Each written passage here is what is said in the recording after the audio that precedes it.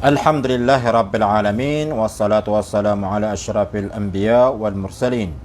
wa ala alihi wa sahbihi wa man tabi'akum bi ihsanin ila yaumiddin, amma ba'd.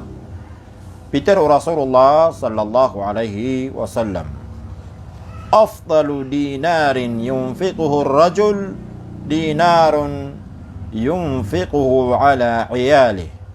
wa dinarun yunfiquhu ala dabbatihi fi sabilillah wa dinarun yunfiquhu ala ashabihi fi sabilillah. Ayamanan yan mangurip Allah subhanahu wa ta'ala natigo Rasulullah sallallahu alaihi wasallam aya pinakamapiha adinar udina tamok udina perak adinggas dun utaw ayam yakadala ibalas atamuk ading gastun utaw nagyang kuto atamuk udina dinar adin yan ding gastun ko pamilya niyan nagugyang kuto adinar udina perak adin yan ding gastun si ko kudayan ititilaga diyan udina pugusan sa dalan sa iko Allah udina kan jihad mangurip Allah subhanahu wa ta'ala. Ikatlo, nagyang kutuwa dinar, perak, adin yan ding gaston, si ko mga ingong padayan, o di na mga pagarinyan, si isa, lalan si ko Allah, si ko kan jihad, mangurip Allah subhanahu wa ta'ala. Diyan ka na hadith mangurip Allah subhanahu wa ta'ala, na pada sebut nun mangurip Allah subhanahu wa ta'ala nagyang ko to kasi siapa agama Islam ko tamok mangurip Allah nagugyang ko to kapag pupananggilai agama Islam ubadi manggasto so tamok si ko siya'y ada akipantagyan uli na ada gunanian mangurip Allah subhanahu wa ta'ala. Paduman mangurip Allah subhanahu wa ta'ala sebut nun na so kanggastui o pamilya karoma anta kawata udi na loks udi na gyang koto ang mga salinggugu pata sa walay na paduto sa miya kalala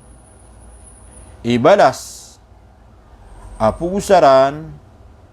o Muslim sa tamok mangurip Allah subhanahu wa ta'ala. Mana yang utap ko sa riyaro atamok siguro yan ikang gastoy ko pamilya niyan na paduto sa mga tamok apag ko sa riyan amya kalala abalas ay titilaga dun wallah subhanahu wa ta'ala. Sabab sa ko di kira ni kang gastoy mangurip Allah na mapapadal mo nagyang kutuwa siya pakiran sa ubasiran pagkatawan-tawan ugup kiram no to ko diran di kanggalib ka ko kababaluiran urip mo Allah subhanahu wa ta'ala maanagyan ko to diran di kanggalib ka ko simba si ko Allah ko subhanahu wa ta'ala may sabab sa gyan ko tuwa gasto di kiran ding gaston o dato ko pamilya maurip Allah subhanahu wa ta'ala na siap kiram no to sa gyan ko tuwa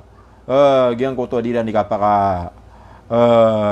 kawiyagan mana udi na diran di kay siya perang ko ginaweran sa disiran makapamalad mangurip Allah subhanahu wa ta'ala.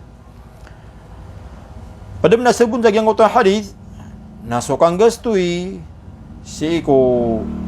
koda udi na pangayaman pugusaran sa kanjihad mangurip Allah subhanahu wa ta'ala udi na sumip lagi danan lagi du tarak anta ka motor pugusaran sa kan jihad mangurip Allah subhanahu wa ta'ala sa anmi tataro sa gyang kutuwa di yundi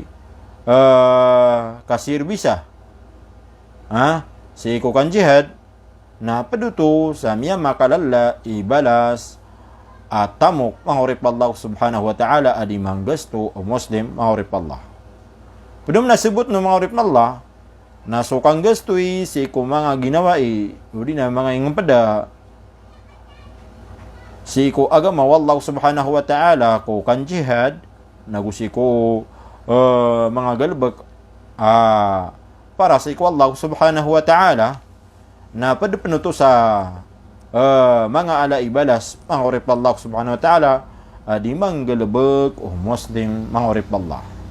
Iti sabab mangorip Allah subhanahu wa ta'ala gyan ka na namin ang aloy sa gyan ka na hadith na man ni di manggasto o uripan mangorip Allah sa singanin yan sa gyan ko to balas makapupun si Allah uli na suasuatan si Allah subhanahu wa ta'ala na biidnillah nambalasan wallahu subhanahu wa ta'ala may kus kanyan na pag-iikhlasan yan to mangorip Allah subhanahu wa ta'ala.